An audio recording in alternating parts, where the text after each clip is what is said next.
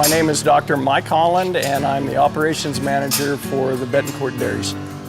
We have an obligation to the animal to take care of them as best as we possibly can.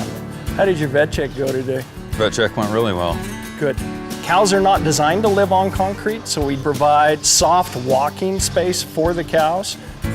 And they do have access to shade 24/7, because everything on a dairy truly does revolve around animal health.